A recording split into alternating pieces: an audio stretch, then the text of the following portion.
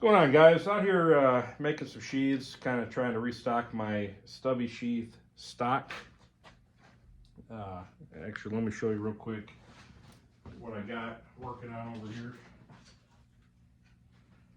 And there may be a little bit of rambling on in this video, but this is kind of my, cut, drilled, and ready to eyelet pressed together stubbies. I got 8-in-1s as well as the regular stubbies this side, or is it 8-in-1? Yeah, 8-in-1 stubby on this side, which is compatible with the super stubby configuration, which you see set up for this guy.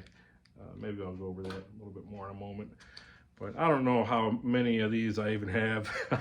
Probably, well, I don't know. Somebody can pause it and count them, I guess.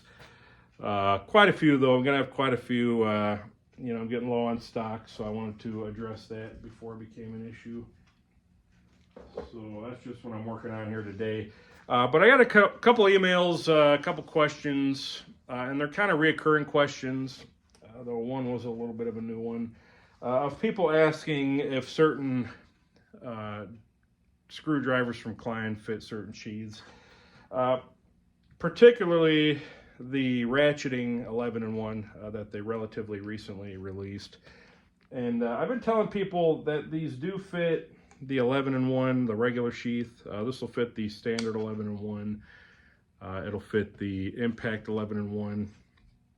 There's one or two others from Klein that it'll fit, as well as some other brands. I list those on the website. But it also fits the ratcheting. Now it is just a little bit tighter, but it's still a good solid fit. A little bit tighter because this is a slightly larger ball end on the end there, but it fits just fine. Now, full disclosure, one minor caveat is that because of the new retention system, or the detent system on this, you've got a 12-point, which, as I mentioned in a recent video, I went over the features of a couple of their pass-through socket sets. The 1/4-inch set is designed to kind of work within this as well. And I go over that, and I think it was the last video I uploaded, or one of the last couple. This is a 12-point, and instead of a bolt detent, it just uses like a little circlip in there, or a little spring clip. So it's quite a bit looser of a retention. If I just shake this real hard with my hand, it'll actually, pop right out. So it's very loose, and because of that, and because of kind of the snap, or almost the percussive snap that you get when this goes in, this can have a tendency, even when drawing, to kind of push that forward, and it may have a tendency to want to come out.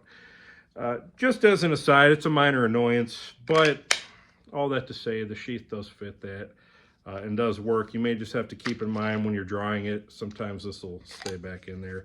And maybe that's just because of, the one I got is maybe just loose. You could probably take a pick and pull this little spring clip out. It's kind of like a circlip almost, or a reverse circlip. You could probably pull that out, bend it in a little bit, tighten it up some, get a little bit better retention on that, and that wouldn't be an issue. But I do also want to mention that it turns out it also fits the 7-in-1 sheath as well, just as an aside.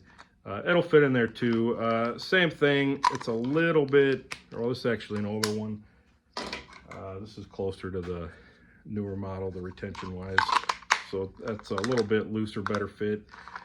But it does tend to still want to pop out just from that kind of force of popping it in there.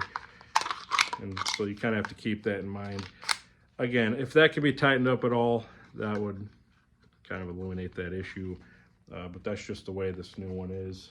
And there's unfortunately not a whole lot I can do about that, just because, it just kind of wants to pop out almost on its own. So, and again, maybe that's just the one I got. And maybe you can bend that clip to make it better. Or if somebody has another idea, I'm open to suggestions.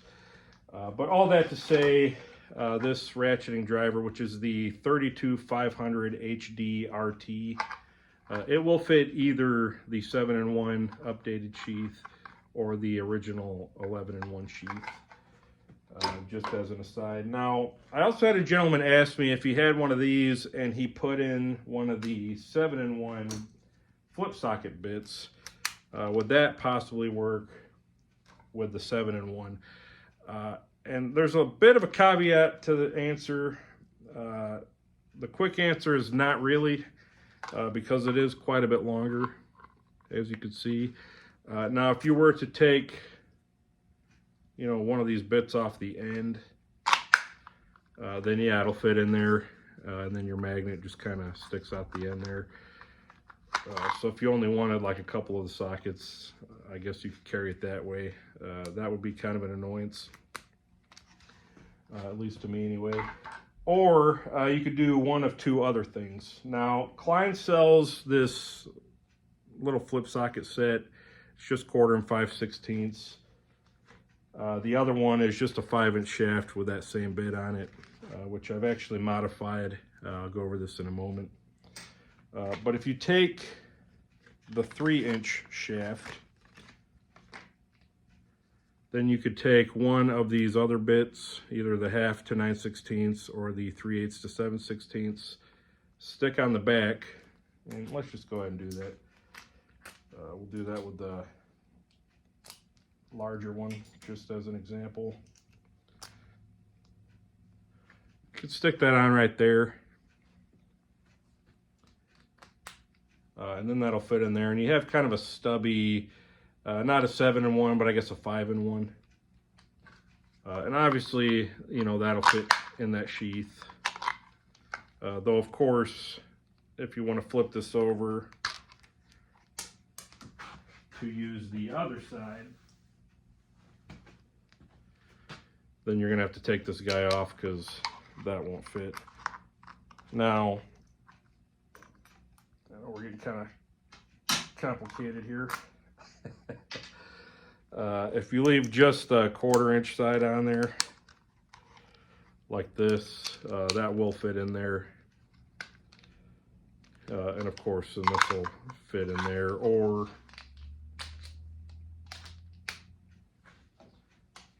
you know, this will fit in your 11-in-1 as well. Just as an aside, then that just kind of changes your end on there. You have a magnetic 1/4, 5/16, or a bit driver. And some other guys have kind of gone over that little hack or modification on some other videos. So that's not necessarily an original idea of mine. Now, if you take the 3/8 and 7/16 bit, you know, there's just another example that fits in there like so. And again, this will fit not in the 11-in-1, just from the diameter of that, but it will fit the 7-in-1. Kind of dropping stuff everywhere. And again, that might be an issue there. Now, if you have that bit though, it won't fit in the shaft. So just a couple quick notes on that. There's kind of some give and take there.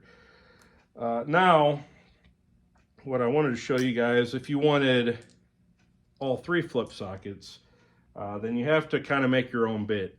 So this kit, not sure, 32768 is the part number. It's got the short and the long, or the 3 and the 5-inch flip socket shafts. Which, just as a quick aside, that's what I have in the super stubby, is the 3-inch version. So that's a nice little bonus. You can buy that pack, have the short one for your 8-in-1 stubby. And then you'll have the longer one that you can modify, like I'm about to show you here. So what I did for this, here's the normal 5-inch. 32933 is the part number on this, and there's 2 or 3 of these for the different configurations, so I don't know what all part numbers are, but I basically took about 1 inch off of it. So this is a 5-inch shaft. This is actually now a 4-inch shaft. And what I did, I just left, you know, this end the same, but I cut 1 inch off the back side. And this is very hard. You're not going to cut this off with a hacksaw. You're going to need like an angle grinder, an abrasive wheel. Could do it quite easily. Or if you have a metal cutting lathe, you can use a carbide, you know, parting tool, or even a carbide, you know, tooling to kind of whittle away at that. Or you could just take it to a belt grinder or something like that and just, you know, push it in until you have, you know, 1 inch gone. Dremel cutoff wheel would probably do it pretty easily. And then you could be done if you want. That'll just give you a 1/4 inch shaft that'll fit right into this. I'm not sure it'll lock in completely. Maybe it will. I probably should have checked that before I put that little guy in there. But I also added that little divot or indent. Basically just matched it up, eyeballed it. And you could do that easily on a lathe like I did, or you know, with a Dremel, a little grinding wheel, maybe some diamond files, stick it in a drill and just hold it up there. Lots of different ways you can kind of cut that in there. But this will now work, you know, in an impact gun still, you know, that'll lock in there. Or it locks into this nicely like so. But what this now allows you to do is to have all 3 of your flip socket bits on here. So if I put the 1/4 in there, then I can put the 3/8 where that kind of nests in there like that, 3/8 and 7/16. So the 1/4 fits into the 7/16. Now if I flip this around,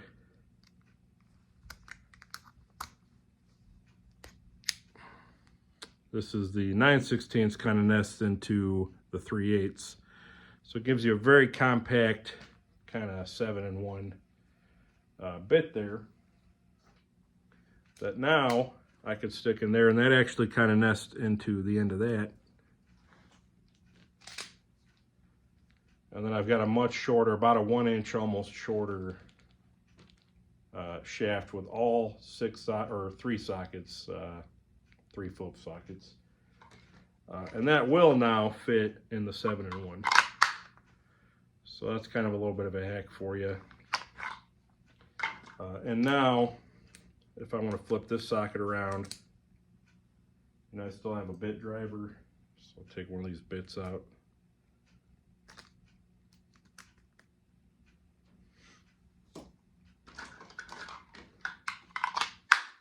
And that still fits nicely in there as well. Gives you that clearance where it's not poking all the way out, but still is in there. And again, the only kind of thing to caution about again is just that this is kind of loose, so you got to keep an eye on that. And so that's kind of the configuration there. Now that's kind of the best way to turn these sockets where they're nested. There's probably maybe 1 or 2 other ways I could stick those in there.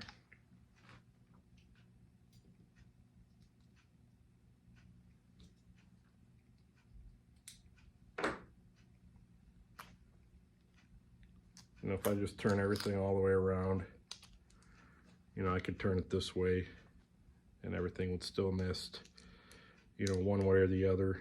That's probably even the better way, is have your largest socket in the middle, and then that way this will nest on either side, whereas this way only the 1/4 inch nests in there. Not that it needs to, because you got that separation there, but so yeah, that's kind of a long-winded way of showing you guys, and it'd be great if Klein would just offer 3, 4, and 5, and maybe they do. I'm pretty sure they don't. Not sure if Malco offers something similar. I don't think it would work because they have a different shoulder on there. But that was a pretty easy, you know, modification because I do have the metal lathe. But again, you could do that even with just a cutoff wheel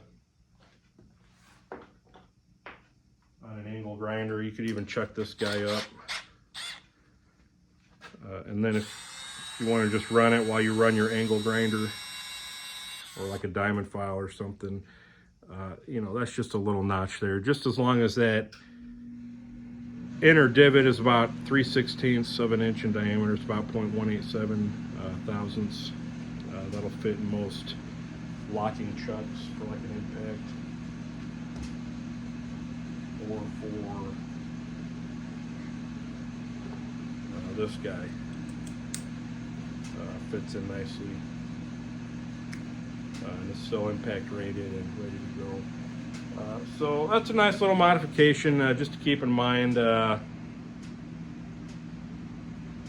Not really interested in making any of these. You know, it'd be nice if I could offer this on my website as an option, but I think it's just getting a little too complicated for me. But if a guy wanted to just, you know, like I said, grab this pack or just the regular, you know, any of the 7-in-1 bits, just cut an inch off, you know, measure in however long that is, make your divot. And honestly, you could probably even get away without the divot. I think it'll still fit in there. It just won't lock in as well, because there is like a little bit of a spring lock right there. Although I think it actually still locks into this little groove there. So that'd be kind of an interesting little theory to test out. But anyway, just some different options if you're looking for maybe a different combination of features. Specifically with the ratcheting 32-500, but also, you know, just with some other options. So this will still work, you know, even with this guy, you know, fits right in there, locks in, and it's just going to be shorter for you if you nested in like I told you. So you guys can do with that what you want. I know there's a lot of different part numbers, a lot of different flip socket configurations, a lot of different options. You know, that's not even to mention if you leave, you know, this side on, or the 5/16 side, or, you know, the magnetic bit holder that's already in this one versus, you know, the holder on that side, which bits. I mean, there's 100 different combinations you can kind of go with there. And this will just add, you know, one or two more if you modify with this. Or if you don't want to modify it or have the capabilities, like I said, you can still use the 3-inch, or you could just hack off an inch of the other one and maybe not worry about the divot.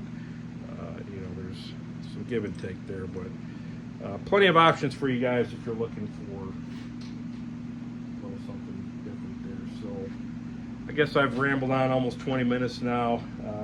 Hopefully you guys found this informative. Hopefully you found it entertaining. Again, remember, either sheath will fit the ratcheting driver. It will not fit the 9-in-1. The max diameter for the socket is going to be for the orange 9/16 for that one, so keep that in mind. But as always, I appreciate you guys watching. I really appreciate the support for Riley Knife and Tool, the products I make, all the great feedback you guys have given me. I'm really doing my best to put out the best product I can. I'm just a one-man shop, doing this all out here, you know, in a 2-car garage in Valparaiso, Indiana. So, you know, hopefully it's good enough. And like I said, I appreciate anybody and everybody that supports me, or even those of you that maybe you haven't bought anything, but you made it to the end of this video. I appreciate that too.